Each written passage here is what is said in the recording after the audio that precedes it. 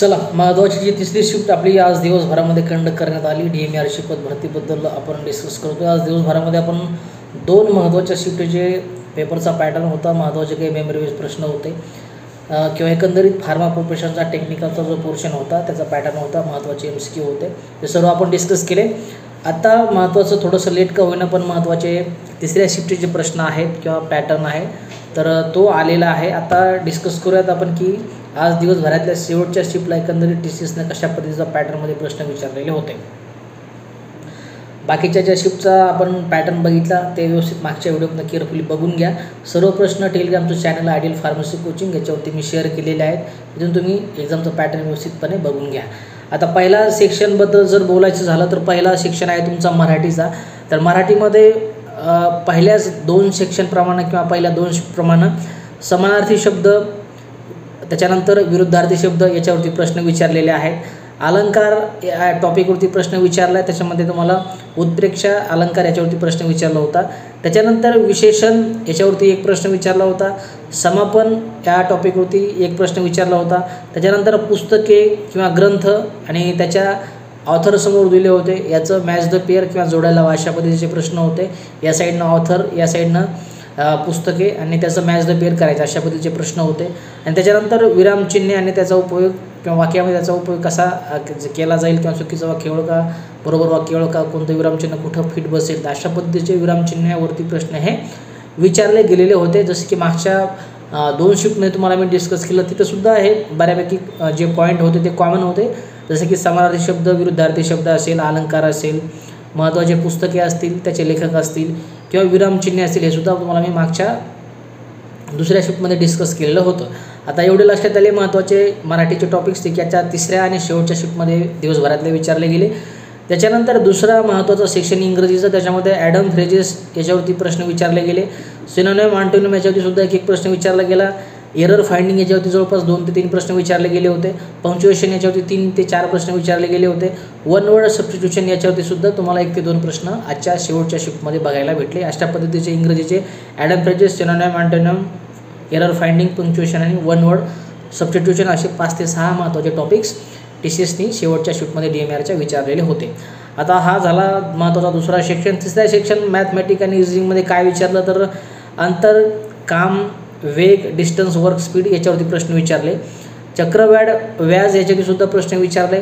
मीन, average आणि मीन deviation या टॉपिकवरती सुद्धा आजच्या शेवटच्या शिफ्टमध्ये TCSनं प्रश्न विचारले.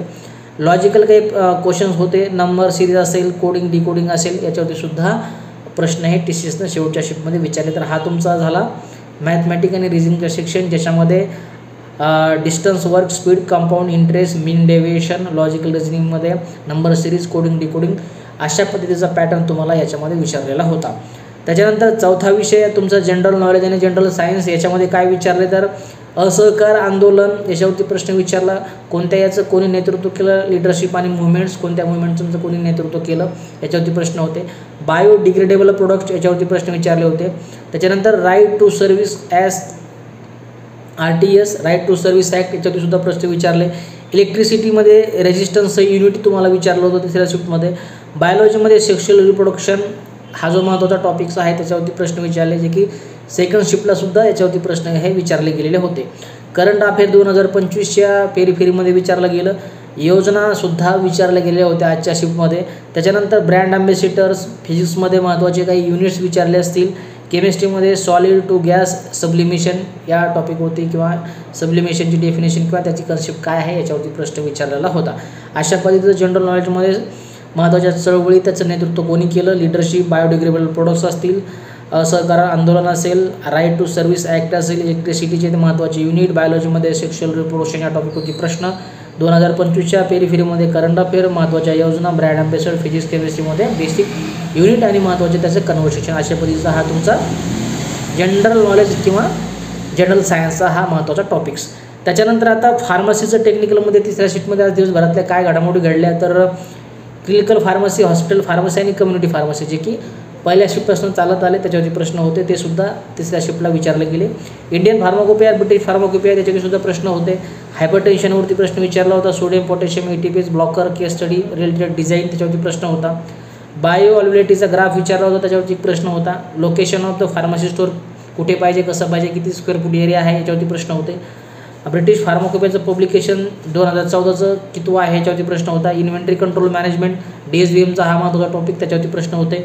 एपिडेमिओलॉजी हा सुद्धा सिलेबस कॉपीमध्ये आहे, त्याच्यावरती प्रश्न होता. ADR म्हणजे ॲडव्हर्ट ड्रग रिएक्शन, याच्यावरती सुद्धा प्रश्न होते. ड्रग डेव्हलपमेंट त्याच्यावरती प्रश्न होते. आणि फार्मास्युटिक्समध्ये डोसेस फॉर्म असतील किंवा बाकीचे जे महत्त्वाचे इमोशन सस्पेन्शन आहे याच्यावरती सुद्धा प्रश्न हे विचारले गेलेले होते. तर अशा पद्धतीचा पॅटर्न तुमचा आज दिवसभरातल्या शिफ्टमध्ये फार्मसी टेक्निकल या पोर्शनमध्ये तुमचा विचारला गेलेला होता. आता ही शेवटची शिफ्ट होती आज दिवसभरातील, ज्याच्यामध्ये आपण बाकीच्या सुद्धा पोस्टसाठी किंवा जे विद्यार्थी बाकीच्या नॉन टेक्निकलचे विद्यार्थी आहेत जे की ज्यांनी आज परीक्षा दिल्या त्यांच्यासाठी सुद्धा हा पॅटर्न महत्त्वाचा आहे. व्यवस्थित जेही मराठी, इंग्रजी, मॅथ, रिजनिंग आणि GKचे प्रश्न किंवा टॉपिक विचारलेले आहेत ते सुद्धा तुम्हाला येणाऱ्या पद्धतीसाठी महत्त्वाचे ठरणार आहेत. बाकी फार्मसीचं सुद्धा होईल पॉसिबल तेवढे जेही प्रश्न तुम्ही मला पाठवले माझ्या एक्सपिरियन्सप्रमाणे त्या रिलेटेडसुद्धा बाकीच्या ज्या गोष्टी कव्हर करता येतील त्यासुद्धा तुम्हाला कव्हर करायचा प्रयत्न केला. दिवसभरातल्या 3ही शिफ्ट आपण बऱ्यापैकी कव्हर करायचा प्रयत्न केला. काय टॉपिक होते, काय टॉपिक पुढच्या याच्यामध्ये विचारले जाऊ शकतात. फार्मसीमध्ये सुद्धा मॅक्सिमम ड्रग अँड कॉस्मेटिक असेल, फार्मसी ॲक्ट असेल, कम्युनिटी फार्मसी, हेल्थ एज्युकेशन, फार्मास्युटिक्सचा विषय जर झाला तर तिथं तुमचं डोसेस फॉर्मचं क्लासिफिकेशन असेल, इमोशन सस्पेन्शन असेल, हे महत्त्वाचे पॉईंट्स असतील. कोलॉजीमध्ये महत्त्वाचं हायपरटेन्शन असेल, जेंडर फार्मॅकोलॉजी असेल, हे करून जायचं. अशा पद्धतीचे कॉमन जे आहेत ते टॉपिक व्यवस्थितपणे थोड्या दिवसामध्ये रिव्हिजन करण्यासाठी आपण जे आहे तिथनं चांगल्या पद्धतीनं प्रोडक्टिव्ह रिझल्ट येण्यासाठी तिथून तुम्ही रिव्हिजन करू शकता. दिवसभरामध्ये जेवढेही महत्त्वाचे प्रश्न, महत्त्वाचा पॅटर्न, महत्त्वाचे मेमरी बेस तुम्हाला मी डाटा शेअर केला तो सर्व प्रश्न तुम्हाला टेलिग्रामचं चॅनल आयडियल फार्मसी कोचिंग याच्यावरती भेटून जाईल. तिथून तुम्ही व्यवस्थित पूर्ण विषयाचं एकदा जे आहे ते ॲनालिसिस करा आणि काय येत्या 2 ते 3 दिवसामध्ये आपल्याला वाचावं लागेल. ज्या लोकांचा पेपर 2 दिवसानंतर आहे त्याने व्यवस्थित या 2 दिवसाची स्ट्रॅटेजी बनवा की कोणते कोणते विषय मला करायचे आहेत.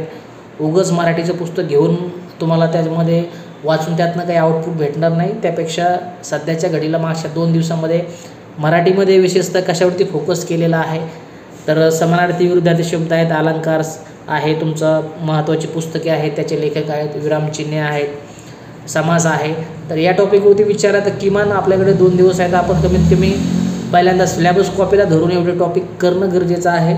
इंग्लिशमध्ये सुद्धा तशाच पद्धतीनं जे विचारलं कमीत कमी तेवढं तरी आपण बघणं गरजेचं आहे, जेणेकरून तशाच पद्धतीचा जर पॅटर्न आपल्याला जर आला तर त्याचा 100% बाकीच्यापेक्षा आपल्याला फायदा होईल. त्याच्यामुळे वेळ कमी आहे, कुठलं तरी एक नवीन मटेरियल, नवीन पुस्तक, नवीन नोट्स हातामध्ये घेऊन ते वाचण्यापेक्षा जे आतापर्यंत वाचले त्याचं व्यवस्थित केअरफुली रिव्हिजन करणे, महत्त्वाच्या काही कन्सेप्ट असतील, महत्त्वाचा काही फॅक्च्युअल डाटा असेल तर त्याचं शेवटच्या दिवसामध्ये रिव्हिजन करणं ही तुमची स्ट्रॅटेजी असायला पाहिजे. कुठेही नवीन ठिकाणी डोकं न लावता आतापर्यंत जे केले त्याला व्यवस्थित रिकॉल करणे, काही डाटा असेल, कोणी शॉर्ट नोट्स केले असतील शेवटच्या दिवसासाठी, शेवटच्या नाईटसाठी तर त्या व्यवस्थित रिव्हिजन करणे ही सध्याची तुमची स्ट्रॅटेजी जर असेल तर नक्कीच येणाऱ्या थोड्या वेळामध्ये, थोड्या दिवसामध्ये तुम्ही चांगल्या पद्धतीचं जे प्रोडक्टिव्ह मार्क्स आहेत ते तुम्ही घेऊन येऊ शकता. तर अशा पद्धतीचा हा दिवसभराचा 3रा व्हिडिओ. उद्याच्या सुद्धा शिफ्टला काही लोकांनी जर एक्झाम अटेंड केली तर नक्कीच मला आपलं जे टेलिग्रामचं चॅनल आहे, आपलं पर्सनल अकाउंट @PV त्याच्यावरती मला मेमरी बेस प्रश्न पाठवा आणि नेक्स्ट व्हिडिओमध्ये तुम्हाला बाकीच्या गोष्टी मी डिस्कस करेल. बाकी सगळ्या गोष्टी टेलिग्राम चॅनलवर चेकआउट करून घ्या. आजच्या फक्त एवढंच. भेटूया काही पुढच्या महत्त्वाच्या अपडेटसोबत. तुमची काळजी घ्या, अभ्यास करा. जय हिंद, वंदे मातरम.